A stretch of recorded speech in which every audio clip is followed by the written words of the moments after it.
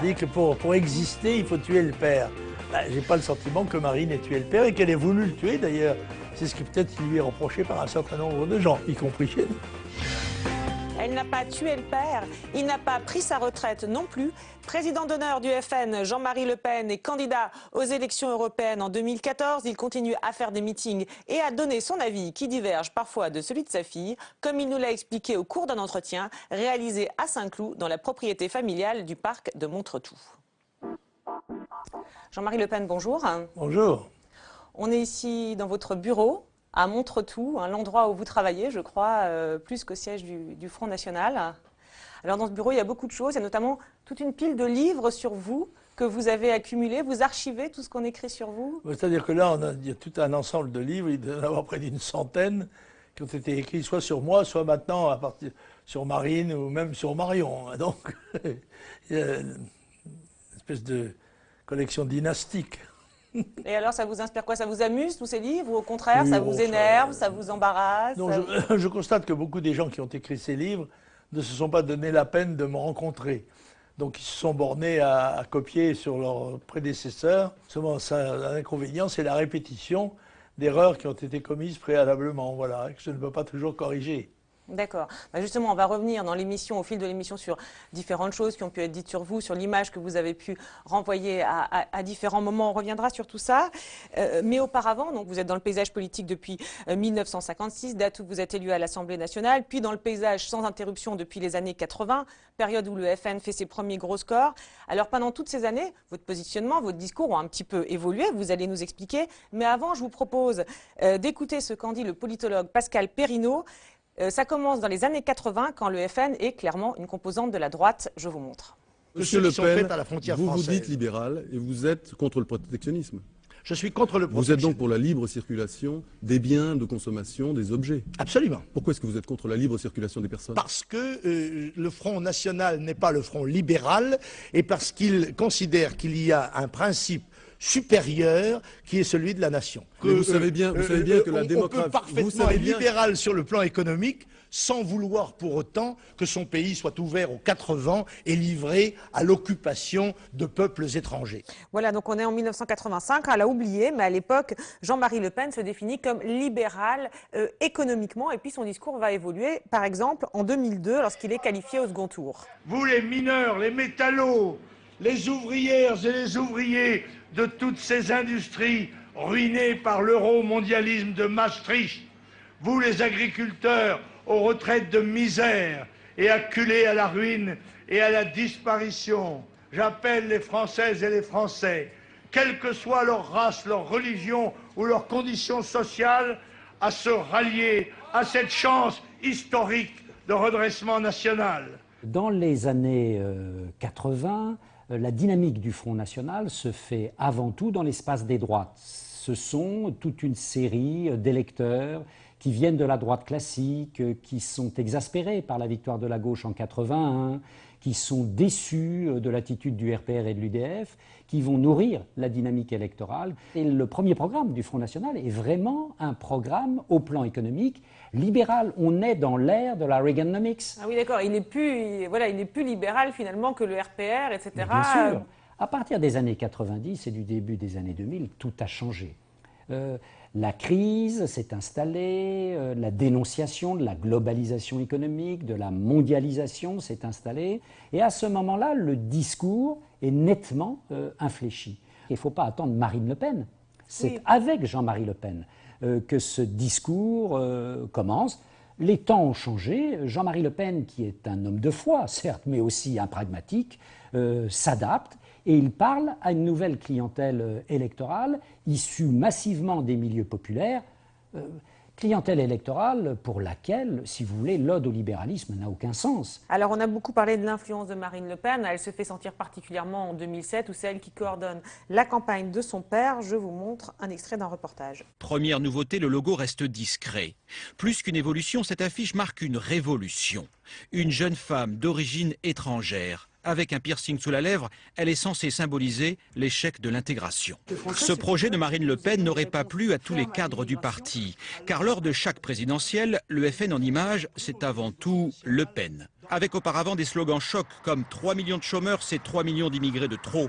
Depuis quelques semaines, changement de discours. Moi, Jean-Marie Le Pen, je vous invite, vous tous qui aimez la France, à vous réunir autour de ma candidature. Oui, tous. Et vous aussi, Français d'origine étrangère. Je vous invite à nous rejoindre. Qu'est-ce qui se passe dans ces années 2006-2007 ? Le Front National est en perte de vitesse. Après le choc de 2002, il est en perte de vitesse. Pourquoi ? Parce qu'il y a le phénomène Sarkozy. Et il y a nécessité pour le président du Front National et ceux qui l'entourent de trouver une tactique pour récupérer ces électeurs qui hésitent quelque part entre Nicolas Sarkozy et Jean-Marie Le Pen. La stratégie ou la tactique, au choix, est de se draper dans les plis du drapeau national, de jouer sur le thème de la République. Et cela annonce quelque part les évolutions qu'en 2011-2012, Marine Le Pen, devenue présidente du Front National, eh bien aux évolutions qu'elle accentuera. Voilà, ça vous embête ou ça vous fait plaisir qu'on dise que vous êtes un bon tacticien, que vous avez eu aussi une stratégie, une tactique? Je crois que M. Perrineau fait une erreur qui est liée à sa profession de politologue. Il pense que tout ce que dit un homme politique, il le dit exclusivement en relation avec le corps électoral à conquérir. Mais on n'a pas forcément un discours qui est destiné à essayer de les convaincre ou de les attirer. Mais on voit bien là, par exemple, effectivement, on voit qu'il y a eu une évolution, qu'au début, vous avez un discours économique plus libéral, et ça évolue. Alors pourquoi ça évolue? C'est parce que le monde a changé. Quand je défends une politique, notamment de liberté de l'entreprise, c'est parce que nous vivons dans un monde socialiste. Oui, les années 80. Et l'Europe et le monde, un monde communiste. Et par conséquent, je prends le contre-pied de cette pensée dominante, en quelque sorte. Et puis la situation évolue. Le communisme va s'effondrer et nous allons entrer dans l'Union européenne, ce dont on ne parle pas là en l'occurrence, qui va contraindre la France et lui retirer progressivement les éléments de sa souveraineté. D'accord, donc vous dites effectivement c'est une évolution qui est liée à l'évolution du contexte et de la situation et qui s'est accompagnée aussi d'une évolution de votre électorat pour le coup quand même. Qui est pas Bien forcément... sûr, mais c'est évident que l'homme politique est à l'écoute du peuple français et il essaye de déterminer quels sont les éléments de son avenir et quels sont les éléments les plus favorables. Et bien sûr, c'est évident que le discours n'est pas le même en 60 ans de vie publique. Encore qu'il y ait des constantes. Oui, oui, on voit aussi des constantes. Et alors justement, ça pose la question du rôle de Marine Le Pen. On a beaucoup dit en 2007, on a revu les extraits là, avec les affiches, avec la jeune femme beurre. On dit que c'était elle qui vous avait poussé à aller à Valmy. On dit une femme étrangère, elle n'est pas d'origine étrangère. Elle est française. Bah, elle peut être française, oui. Elle peut être des dom-toms, elle peut être d'origine algérienne, mais je vous signale qu'il y a eu une Algérie française et qu'il y avait des citoyens français en Algérie. Par conséquent, c'est déjà un point de vue de critique et hostile de souligner cela. D'accord, comme c'est fait dans le sujet, vous dites, d'accord. Et cette évolution sur les thèmes de la République, Valmy, etc., en fait, ce que dit Pascal Perrineau, c'est que c'est vous, en fait, c'est votre évolution plus que celle poussée par votre fille. Enfin, c'est quoi? Non, écoutez, n'est-ce pas, l'homme politique, dans son message, tient compte de la réalité telle qu'elle est constituée par les faits, par les événements, mais aussi par les manœuvres de ses concurrents ou de ses adversaires.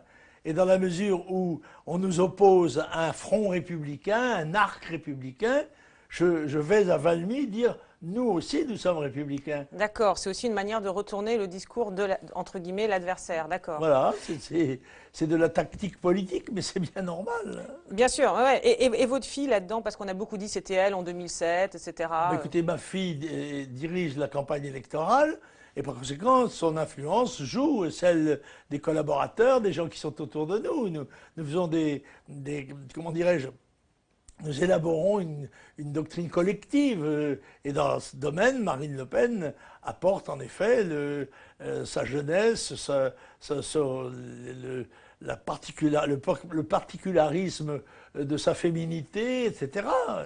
Alors il y a quand même la question, et vous l'avez évoqué vous-même, hein, et que bon, en préparant l'émission, on a visionné beaucoup de choses, lu beaucoup de livres, peut-être pas tous autant que ceux qui sont dans votre bureau, mais enfin il y a toujours une question qui traverse un petit peu vous concernant, c'est Jean-Marie Le Pen, est-il stratège ou pas? Ses déclarations sont-elles tacticiennes ou pas? Voilà, on vous prête toujours beaucoup d'arrière-pensée. Vous savez...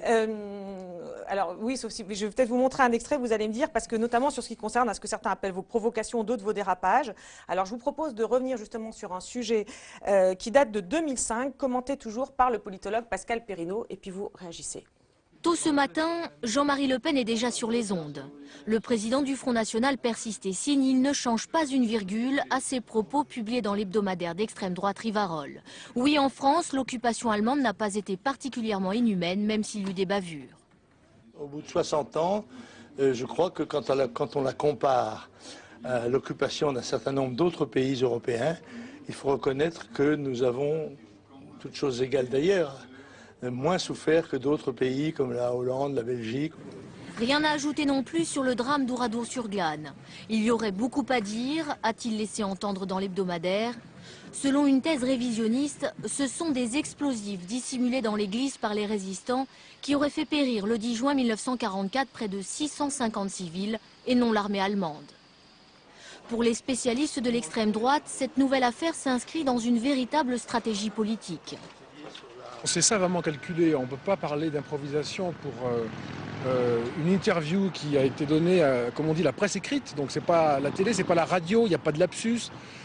C'est très contrôlé, il a pu relire, il a pu modifier chaque mot, contrôler chaque mot. Tout ça vraiment est complètement maîtrisé et donc ça relève d'une stratégie indiscutablement. Et là ça repose la question qui se pose à chaque fois que Jean-Marie Le Pen revenait sur le devant de la scène avec ses entre guillemets dérapages. C'est est-ce une stratégie délibérée comme on le suggère là sur cet extrait, ou alors est-ce que ça lui échappe, c'est le naturel qui revient en galop et qu'il n'arrive pas à se contrôler? Je vais vous dire, il y a les deux qui s'expriment. Il y a à la fois la nature profonde et la culture profonde de Jean-Marie Le Pen. Quand il porte un jugement, qui est un jugement de caractère révisionniste sur certains éléments de l'histoire de la Seconde Guerre mondiale, c'est le fond, certainement, de sa pensée qui s'exprime. Et puis, en même temps que cette nature profonde s'exprime, il y a un souci stratégique. On sait très bien, dans la vie de tout parti politique ou de tout leader politique, qu'on traverse de temps en temps des creux. On ne parle plus de vous. Les thèmes que vous véhiculez ne sont plus à l'agenda. Et donc, il y a la stratégie du scandale. Vous revenez dans l'agenda politique, comme on dit, vous revenez dans l'actualité politique, en effet, sur le mode du scandale. Je suis celui par lequel le scandale arrive. Et d'autre part, pour Jean-Marie Le Pen, il faut savoir que cela correspond à une stratégie très ancienne, parce qu'en faisant scandale, il n'apparaît pas comme étant un homme politique comme un autre. Tout de suite, forcément, comme il fait scandale, on le dénonce, et il peut ensuite retourner cette dénonciation en disant « Vous voyez bien, comme vous, les petits, les sans grade, je suis une victime du système ».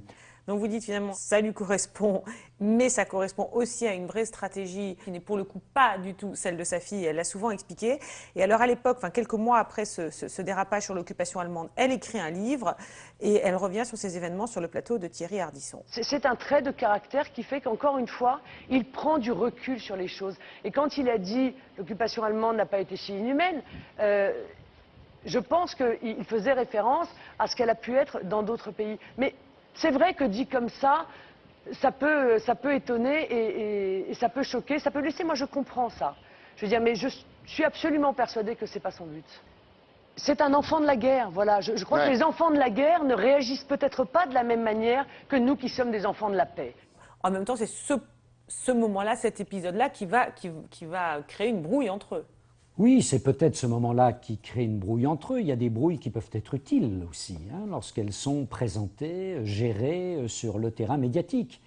Parce que pour une jeune femme qui a vécu dans l'ombre de son père, c'est un moyen d'exister. Et on sait que Marine Le Pen, dans l'ombre tutélaire envahissante de son père, a besoin d'exister et qu'une brouille éventuellement passagère, ça vous permet d'exister par vous-même. Oui, vous riez. Qu'est-ce qui vous fait rire? Je ris d'abord parce que M. Perrineau est un homme du système. Et la différence qu'il y a entre tous ces glossateurs de la Deuxième Guerre mondiale, c'est qu'ils ne l'ont pas connue. Moi, j'ai vécu la guerre. je l'ai vécu cruellement, je suis un orphelin de la guerre. Eux, ils ont lu qu'on avait souffert de la guerre dans les livres, voilà. Oui, et des livres qui généralement étaient quand même plutôt orientés tous de la même manière, plutôt quand même du côté soviétique ou communiste ou allié même que des autres. Mais moi, j'ai de la mémoire et je me souviens de tout cela. Et quand je porte un jugement, même s'il est porté par un journaliste qui trahit sa profession, car il rapporte des propos qui n'étaient pas dans son interview, et qui étaient postérieurs à son interview, il a d'ailleurs été poursuivi pour cela, mais en l'occurrence, je ne renie aucun... Moi, je ne fais pas de calcul, je dis ce que je pense. La conception que j'ai de ma vie politique me permet d'avoir cette liberté. Je la paye cher, parce qu'elle me vaut beaucoup d'adversité, mais je dis ce que je pense, et je ne fais pas de calcul, je ne fais pas de provocation, et si provocation il y a, c'est qu'elles sont en effet provoquées par les gens qui me posent des questions. Oula, parce que d'accord, parce que donc vous dites pour refaire donc vous dites donc Rivarol, vous avez été piégé à l'époque et vous avez donc attaqué le journal, mais cela dit vous assumez vos propos et toujours vous les avez toujours assumés et vous faites pas de calcul, pas de stratégie, ce qu'on vous prête, parce qu'on vous prête toujours des stratégies et on vous dit que vous êtes un provocateur. Mais oui, mais ça ce sont mes adversaires qui disent cela. Voilà, bien sûr. Et la vérité est souvent provocatrice, elle est provocante en tout cas, quand le mensonge règne. On voit aussi qu'il y a des moments où vous refusez de revenir sur certains sujets, etc. Vous dites, attendez, je ne reparlerai pas de ça, il y aurait beaucoup à dire, notamment sur Oradour-sur-Glane, mais je n'en parlerai pas. C'est parce que vous avez peur du procès, peur de provoquer, peur de... Non, c'est parce qu'à un moment donné, j'estime que j'en ai assez dit, voilà. Et en l'occurrence, vous parlez toujours d'un interview qui n'a pas été un interview. Ce sont des propos personnels qui sont rapportés par un journaliste qui trahit sa mission. Voilà, c'est le journaliste de Rivarol, disons-le franchement. Oui, c'est vrai qu'on en a beaucoup parlé, mais du coup, avec le recul, c'est quelque chose qui vous a fait beaucoup de tort ou finalement vous l'assumez comme vous dites? Oui, écoutez, ça m'a fait peut-être beaucoup de tort, mais c'est ce que j'ai dit, je l'ai pensé. Par conséquent, je ne renie pas ce que j'ai pensé. C'est vrai que je suis souvent sur ces sujets-là et sur beaucoup d'autres en désaccord avec la pensée unique, avec la pensée dominante, avec le conformisme politique de notre temps, c'est vrai. Et vous êtes aussi, du coup, et à l'époque et aujourd'hui, en désaccord avec votre fille? Oh, ma fille a ses propres idées. Elle a 40 ans de moins que moi. Elle est une jeune femme de son temps, bien sûr. Elle n'a pas du tout vécu les mêmes expériences que moi, mais d'ailleurs, c'est ce qu'elle dit très intelligemment dans son interview. Moi, je suis enfant de la Deuxième Guerre mondiale, de la guerre d'Indochine, de la guerre d'Algérie, etc., auxquelles j'ai participé. Bien sûr, après, tous les gens qui ont connu la guerre n'ont pas forcément la même lecture et n'ont pas forcément dit la même chose Bien que sûr, vous ils n'ont pas la même expérience de la vie. C'était la même vision. Ils ont vécu ça à vif, en quelque sorte, alors que, encore une fois, les autres ne l'ont vu ou connu qu'à travers des prismes que j'accuse, pour ma part, souvent d'être partiaux. Et Pascal Perrineau dit aussi, bon, il parle de cette brouille qu'il y a eu en 2005, qui avait été très médiatisée. Bon, ce sont des choses qui arrivent. On peut très bien ne pas partager sur le fond ou la forme d'une expression politique, mais voilà. Et puis voilà. Je pense que Marine aurait beaucoup plus d'indulgence maintenant qu'elle a l'expérience des responsabilités. À ce moment-là, elle était encore, si j'ose dire, brute de décoffrage. Ah, vous pensez que c'est ça qui a expliqué aussi sa entre guillemets, colère? Ah oui, elle était nouvelle tout de même dans l'approche de ces problèmes-là. Elle n'avait pas elle-même été attaquée, etc. Depuis, elle s'est rattrapée. Et alors, Pascal Perrineau dit aussi que cet épisode a permis à votre fille de s'émanciper et finalement que ça lui a servi. Et c'est le moment où elle a un peu décidé de se lancer dans le... Écoutez, je m'en tire bien, parce que d'abord, il paraît qu'il faut tuer le père. Alors, elle a réussi à le faire avec une petite brouille, sans tuer le père. Je trouve que c'est plutôt sympathique pour moi. Ouais. Mais vous le dites avec le sourire, mais c'est vrai que tuer le père, On dit ça. Ouais, on dit ça. On dit que pour exister, il faut tuer le père. Ben, j'ai pas le sentiment que Marine ait tué le père et qu'elle ait voulu le tuer, d'ailleurs. C'est ce qui peut-être qui lui est reproché par un certain nombre de gens, y compris chez nous. D'accord. Alors aujourd'hui, vous l'avez dit, hein, votre fille est présidente, vous l'avez dit aussi, vous restez très actif, vous avez un vrai rôle dans le parti, vous faites des déplacements, vous intervenez dans les médias, et parfois on s'est rendu compte quand même si vous louez la sagesse de votre fille, vous n'êtes pas toujours à 100% d'accord avec elle. Alors on va revenir là-dessus, mais d'abord je vous propose d'écouter ce qu'en dit le journaliste Christophe Forcari, qui connaît bien le Front National. Ah oui. Pourquoi vous riez? Je ris parce qu'il est de Libération, parce que c'est un adversaire politique, c'est même un militant politique. Il est d'ailleurs très sympathique comme homme, mais comme journaliste, il est évidemment quelqu'un d'hostile. Alors vous allez nous dire... Ce n'est pas quelqu'un d'objectif, si vous voulez. Vous allez nous dire ce que vous pensez de ce qu'il dit. Marine Le Pen a surpris cette semaine en se déclarant pour la retraite à 60 ans. En 2007, quand vous faisiez campagne pour la présidentielle, vous étiez pour la retraite à 65 ans. Pourquoi ce revirement? Oui, je ne sais pas s'il faut demander ça à Marine Le Pen. Oui, enfin, vous êtes président d'honneur du Front National. Elle a sorti ça de la condition des 40 annuités, n'est-ce pas? Et c'est la combinaison des deux chiffres qui, je crois, peut donner la ligne politique. Mais c'est à Marine Le Pen qu'il faut poser cette question. Ça veut dire que vous n'êtes pas convaincu par cette proposition? Je ne sais pas, je ne l'ai pas étudiée dans son détail, mais ce que je sais, c'est que il me semble qu'il faut tenir compte tout de même de l'allongement de la vie. Donc pour vous, 65 ans, ça serait le meilleur âge. Mais je pour crois, vous, là je ne parle pas de Marine Le Pen, je parle de vous. C'est mon point de vue, il peut se produire des situations dans lesquelles je ne sois pas tout à fait en accord avec Marine Le Pen. Et c'est le cas là sur la retraite? Bien c'est possible, oui, je ne sais pas. A priori comme ça, à première vue, oui, puisque moi je proposais 65 ans et qu'elle propose 60 ans, il faudrait peut-être faire une discussion avec elle pour savoir quelle a été la motivation de sa décision.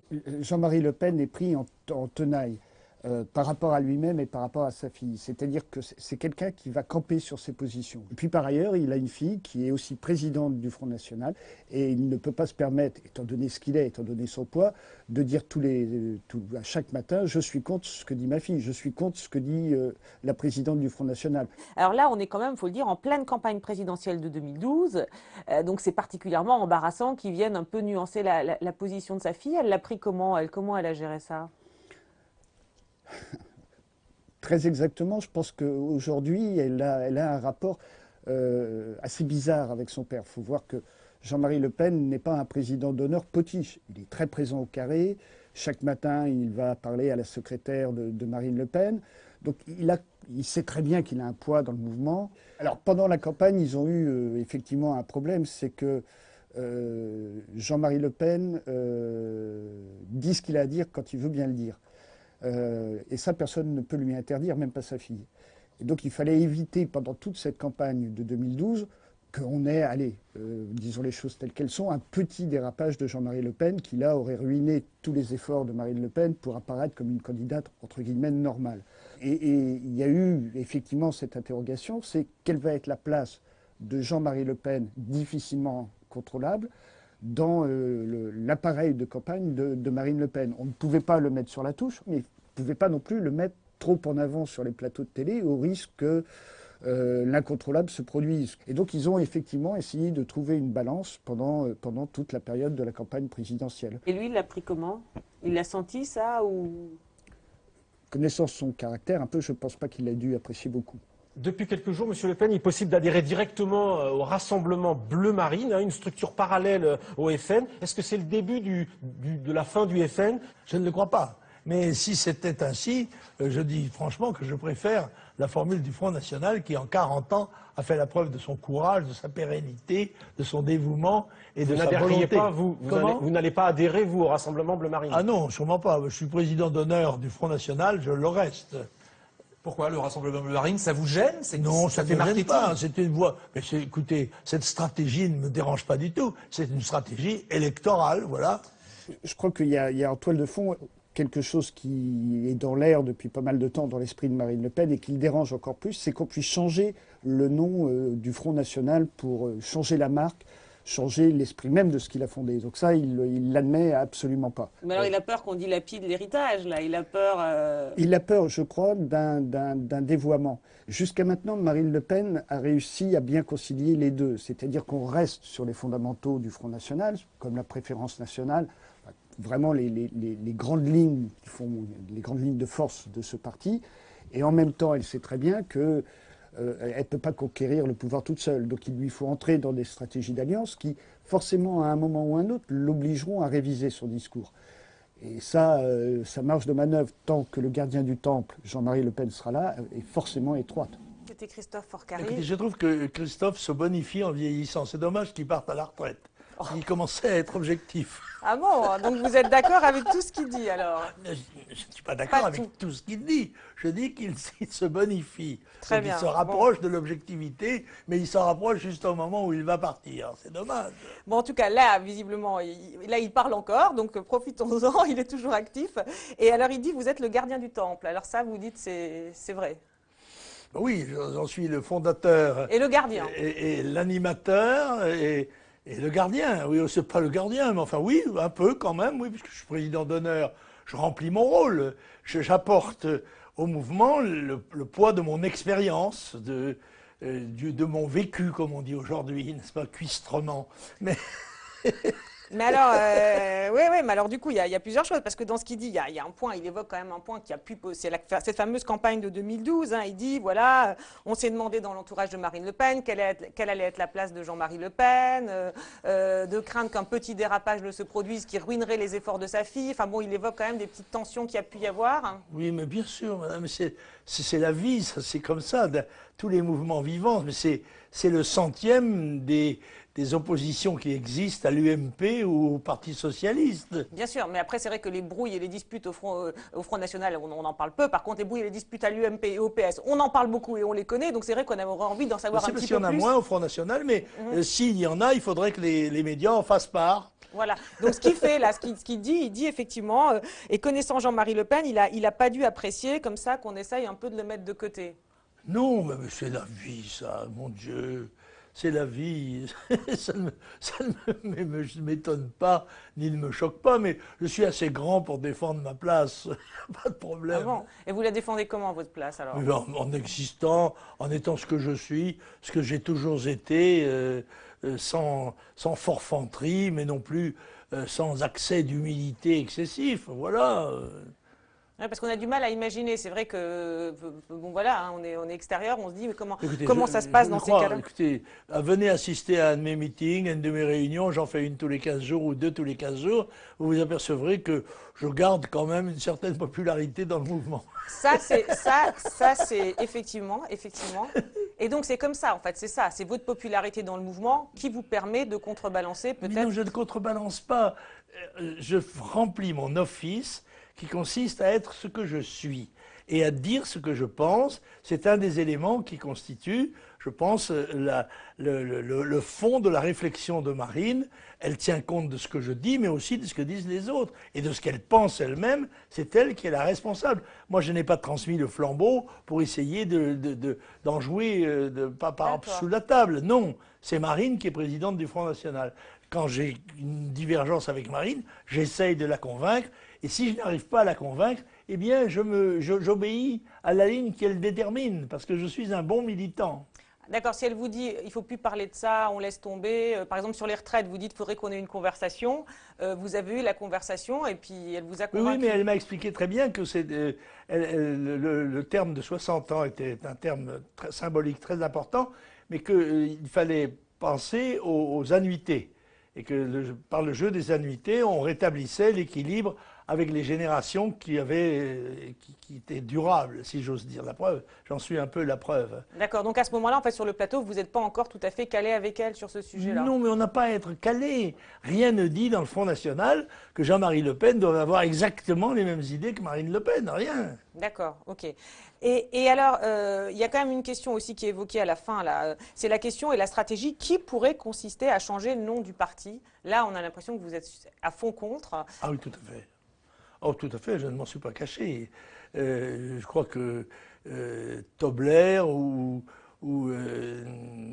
Martini ou Pastis ne changent pas de marque, ils ne changent pas de nom, parce que c'est très difficile d'implanter un parti politique. Et le grand mérite du Front National, c'est d'avoir duré pendant 40 ans. Et donc, il a été connu sous un nom qui a été celui de ses combats, de ses batailles, qui exprime, à mon avis, parfaitement, ou le plus parfaitement possible, quelle est la démarche politique de notre mouvement. Voilà, je trouverais donc parfaitement stupide d'en changer la dénomination, c'est ridicule. Mais comme vous dites, vous êtes maintenant un militant comme les autres, et si ça se trouve, ce sera la stratégie qui sera choisie. Oui, je pense que l'immense majorité des gens qui constituent le congrès du Front National ne voudront pas. Sont du Front National. Ils ont adhéré au Front National. Ça m'étonnerait qu'ils voudraient changer de nom. D'accord, d'accord. Mais il y en a qui veulent, mais vous pensez qu'ils sont ultra minoritaires? Oui, bien sûr, il y en a qui sont allergiques à un certain nombre de choses que je représente, sûrement. Et votre ça fille, aussi, ça fait partie des comment dirais-je, des nuances qui existent à l'intérieur d'un parti politique, même quand il est très uni. D'accord, mais maintenant c'est à votre fille finalement de gérer tout ça. Ah bien sûr, c'est elle le président, c'est elle qui est responsable. D'accord, donc pour bien comprendre, vous lui dites ce que vous nous avez dit là, ce serait une très mauvaise idée, mais elle, un jour, peut décider de le faire.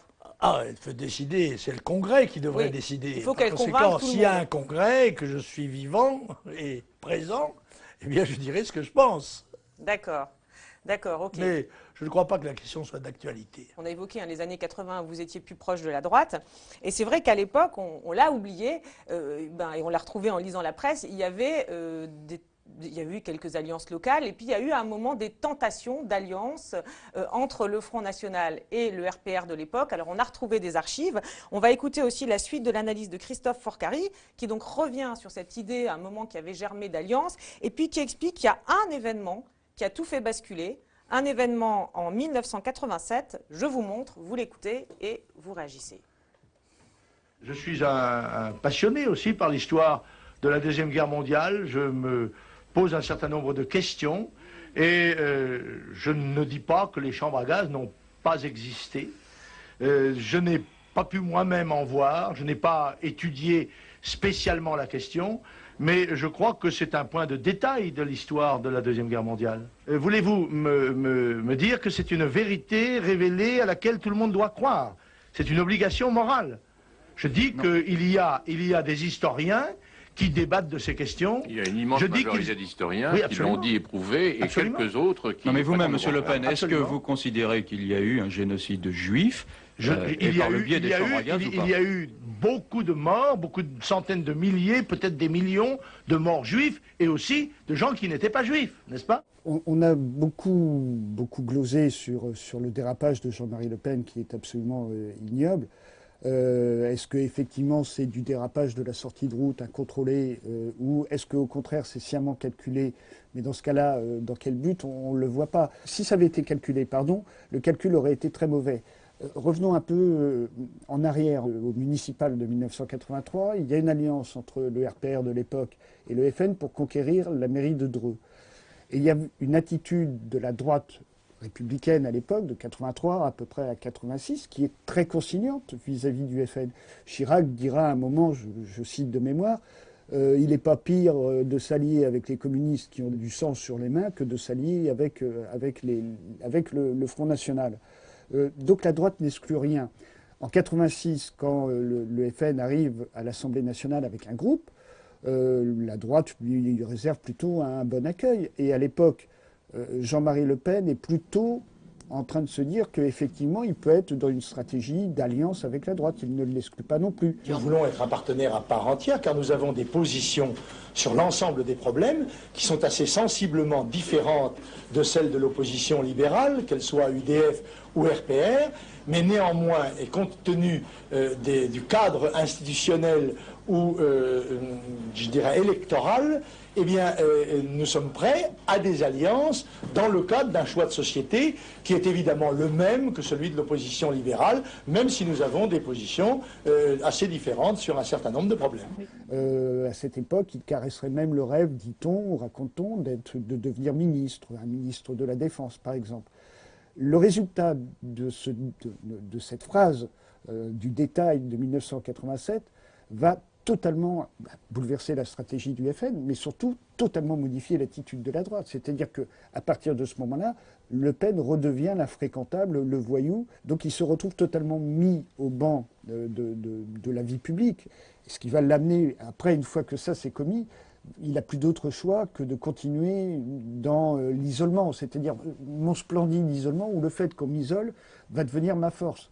Plus on ne veut pas que je parle, ça veut dire que je suis en train de vous dire la vérité à vous, Français. Alors, vous avez dit mais non pour les alliances, mais là on voit en 83 quand même, vous les évoquez. Alors, est-ce que vous pouvez nous expliquer, parce que c'est vrai que c'est surprenant de vous entendre parler d'alliances. En 83, le RPR est tout à fait prêt à des alliances avec le Front National qui fait 10% dans les sondages ou dans les élections. D'accord, vous êtes encore petit. Mais quand nous avons commencé à grandir et devenir des rivaux, eh bien, le RPR va essayer de nous étouffer. Et Fourcari se trompe tout à fait quand il dit qu'en 86, je suis prêt à une négociation quelconque, puisque le premier geste que nous faisons en arrivant au palais, c'est de refuser justement notre confiance à Jacques Chirac. C'est clair. Et que lui établit un nouveau système électoral il supprime la proportionnelle qui nous a justement permis d'arriver au Palais Bourbon. Mais oui, effectivement, proportionnel qui avait été là pour les élections de 86. Alors, il y a toujours eu cette rivalité. C'est vrai qu'en relisant les articles de presse de l'époque, c'est vrai qu'en même temps, vous êtes très critique vis-à-vis de Jacques Chirac dans les articles. Et en même temps, vous demandez, j'ai retrouvé un article où vous demandez 5 postes de ministre. Vous réclamez, à un moment, j'ai retrouvé un article des années 80 où vous récllamez à la droite 5 postes de ministre. Mais non. Vous ne l'avez jamais fait, vous n'avez jamais réclamé ça. Il faut le mettre dans son contexte. Je ne sais pas, vous me citez ça comme ça. Une phrase comme ça me paraît moins mirobolante. Je n'ai jamais prononcé cette phrase, ou alors elle est prononcée de façon ironique ou dans le cadre dans un contexte qui est différent. D'accord, mais vous, sérieusement, du coup, parce qu'il dit effectivement que vous avez à un moment envisagé d'être ministre, ça n'a jamais été votre... Mais non, écoutez, j'ai été rapporteur du budget de la guerre après 58, n'est-ce pas? Au moment de la guerre d'Algérie, j'étais rapporteur du plus gros budget de la nation, qui était le budget de la guerre, mais je n'ai pas du tout pensé à pouvoir ni souhaité être ministre dans les gouvernements de la décadence. D'accord. Et donc son analyse, tout à l'heure vous disiez que vous étiez d'accord avec lui, là vous n'êtes pas du tout d'accord sur l'analyse, sur cette phrase, sur le point de détail qui aurait établi un cordon sanitaire autour de vous et qui vous aurait poussé... Non, comment dirais-je, la constatation qu'il fait que cette phrase a déclenché une hostilité générale et pour ma part encore aujourd'hui incompréhensible, mais il doit y avoir des raisons secrètes probablement qui le justifient, moi je ne les comprends pas. Et d'ailleurs depuis, comme c'est un sujet dont il est interdit de parler sous peine de condamnation correctionnelle, eh bien je dis, moi quand on me pose la question, je dis écoutez, je crois en effet que je me suis trompé, c'est la Deuxième Guerre mondiale qui est un détail de l'histoire des chambres à gaz. Mmh. Donc il a raison sur le cordon sanitaire, effectivement, oui, mais pas sur le fait que ça a modifié votre stratégie. Non, ça n'a pas... Je continue mon combat dans la droiture, dans le courage, la vérité. Voilà, ce n'est pas la même que celle de M. Chirac, c'est sûr. Pour terminer l'émission, voilà, vous disiez je suis moi droit, je suis un rock, et bien justement... Je n'ai pas dit je suis un rock, non. Vous ne l'avez pas dit, mais alors c'est parce que l'intervenant le dit, alors vous avez dit je suis droit, je suis maroute, voilà, je suis maroute sans dévier, vous avez dit ça, c'est ce que vous vouliez dire. Justement, c'est parce qu'il en est question dans le magnéto suivant, je vais vous montrer quelques images, des images prises sur le vif, des images avec votre fille, des images où vous parlez d'elle, elles sont commentées par le philosophe et psychanalyste Jean-Pierre Winter. On commence par quelques images. Jean-Pierre Winter. Coucou, c'est moi, suivi de près. Bien, et toi? Je suis venu qu'aujourd'hui, puisque hier j'ai pas pu, et comme demain il n'y a pas d'avion, je repars avec toi cet après-midi. Oui, d'accord. Voilà, donc là pour le coup je fais l'aller-retour. D'après vous, qu'est-ce qu'elle a de vous, votre fille? D'après vous? Pardon? Elle sera aussi bonne que vous? Mais ça, j'en sais rien, c'est l'avenir qui le dira. J'espère qu'elle sera meilleure. Parce qu'elle aura quand même déjà... moi, j'ai fait le bulldozer un petit peu. J'ai tracé la route dans la jungle. Maintenant, elle peut aller plus loin, sans doute. Je le souhaite, en tous les cas. C'est moi qui fais le plus grand nombre de voix. Voilà. Il y a un challenge entre nous. Hein. Un challenge. C'est pas qu'à pas de télé, alors c'est ça. Oui, pour le résultat, oui. Il vaut mieux un challenge à la hausse, comme ça. Oui, c'est mieux les challenges à la hausse, c'est sûr. Ça montre bien. Dites-vous un challenge. En français, c'est challenge. Un défi, ou un défi. Un challenge en français. C'est comme j'ai remarqué que les speakers de la radio disent Vancouver. Vancouver. C'est Vancouver, c'est pas Vancouver. Alors il faut dire Vancouver. Qu'il affirme qu'il souhaite qu'elle aille plus loin que lui, on peut penser que c'est vrai. Et comme beaucoup de pères avec leurs enfants, c'est souvent le souhait qui est exprimé. Ça ne dit rien de l'ambivalence qu'on peut avoir à l'égard de ses enfants quand on est comme ça avec une fille qui va prendre votre succession dans l'entreprise. Tout le monde sait les conflits intrafamiliaux dont il n'a effectivement pas à nous faire part dans une émission de télévision. Et sur son attitude à elle, parce qu'on la sent souvent un petit peu... je sais pas d'ailleurs, on la sent quoi? On la sent essayant de faire bonne figure. Du coup, elle sourit de toutes ses dents, mais d'une manière qui paraît vraiment forcée. Alors elle, vous dites, elle a l'air un peu mal à l'aise, pas lui en tout cas. Lui, il a toujours eu cette force de conviction, de sentiment d'être dans, comme il dit, d'être dans la droiture, d'être dans le vrai, dans la vérité, qui fait que c'est une espèce de menhir, il aimerait l'image, je suis sûr. Et rien ne peut altérer la position qui est la sienne. Et on ne l'a jamais entendu, malgré les témoignages, malgré les procès, on ne l'a jamais entendu revenir sur quelque chose qu'il aurait dit et qui aurait fait du tort. Après tout, ça peut arriver à n'importe qui de dire ben voilà, je me suis laissé entraîner, ou j'étais pas suffisamment informé, ou je n'avais pas conscience de la douleur des gens à qui je m'adressais, et donc je le regrette, et j'espère qu'on me le pardonnera. Non, jamais, c'est jamais arrivé. Voilà, alors il y a deux choses, on va reprendre par du début. Vous avez ri quand il a dit oui, quand votre fille rit, parfois elle a l'air un peu mal à l'aise. Ça vous fait... Pourquoi vous avez ri? Parce que vous pensez que c'est pas vrai? Il se met dans la peau des gens, il croit que c'est ça. Et c'est souvent les psychologues pensent ça, les psychiatres, les psychanalystes. On n'est pas forcé de les croire. D'accord. Non, mais c'est vrai aussi, on est tous, pour les femmes, on est tous filles de notre père. Et on a vu Martine Aubry, d'ailleurs, une femme politique aussi, qui aimait pas forcément, qui était souvent mal à l'aise quand elle était filmée avec son père. J'ai pas trouvé du tout que les images montraient qu'elle était mal à l'aise. Et ben voilà, vous qui la connaissez bien. Je crois que Marine est quelqu'un d'assez expansif, assez extraverti, et qu'elle dit ce qu'elle pense. D'accord. D'accord. Donc elle n'est pas. Donc vous dites finalement, elle est parfaitement naturelle et elle n'est pas dans cette relation qui peut être compliquée, des fois père-fille. Il y a pas. Non, on s'aime. Rassurez-vous. Il n'y a pas de malaise, il n'y a pas de. Très bien. Et alors sur les regrets aussi, parce qu'il dit, alors vous avez dit Cahuzac pendant qu'il parlait, il dit tout être humain peut exprimer des regrets en disant j'ai mal compris, je me suis trompé. Oui, c'est très à la mode ça. C'est la mode américaine. C'est Clinton avouant qu'il avait chouchouté dans son bureau sa petite secrétaire, etc. Et après il bat sa coule, pardon, je ne suis pas mon genre, voilà. Ouais, vous non, jamais. Non, jamais. Je ne demande pardon qu'à Dieu, je ne demande pas pardon aux hommes. Ah ouais. Mais quand même cette histoire de regret, parce qu'on peut dire, alors effectivement, au fil des interviews, vous avez toujours dit, moi je ne regrette pas, j'ai jamais exprimé de regret, etc. Mais après, vous allez dire, c'est votre affaire et ça ne nous regarde pas forcément, mais en même temps, on peut se dire, chaque personne peut se dire, à un moment je me suis trompé, etc. Je me suis peut-être dit, mais dans mon fort intérieur, dans votre fort... in petto. D'accord. Ah, parce que sur ces sujets-là, pour vous, on peut se le dire dans son fort intérieur sans le dire publiquement. Bien sûr, absolument. La confession publique, c'est un acte politique qu'on fait ou qu'on ne fait pas. D'accord. Ça n'a rien à voir avec la conviction que l'on a de son erreur éventuelle, etc. Mais c'est différent. Donc vous le faites, vous pouvez être amené à le faire, mais vous le gardez pour vous, c'est ça? Éventuellement. Éventuellement, d'accord. Éventuellement. Et donc si éventuellement vous étiez amené à avoir des regrets sur quelque chose et qu'on vous pose la question sur ce sujet-là, vous refusez... Quand j'ai causé du tort à quelqu'un, je n'hésite pas à lui en demander pardon. Si j'ai commis une erreur ou une faute à son égard, une injustice, ça ne me gêne pas. C'est individuel. Mais sur le plan politique, jusqu'à présent, je ne me suis pas trouvé dans cette situation-là. Même en votre fort intérieur? Oui, bon, des erreurs de manœuvre. Bon, prêter le flanc à un adversaire, ça n'est pas s'être trompé. Oui, mais s'il faut en passer par là pour, je ne sais pas, moi, gagner des élections, etc. Non, bah écoutez, il y a des choses que je ne ferai pas, même pour gagner des élections. D'accord, ok, très bien. Jamais.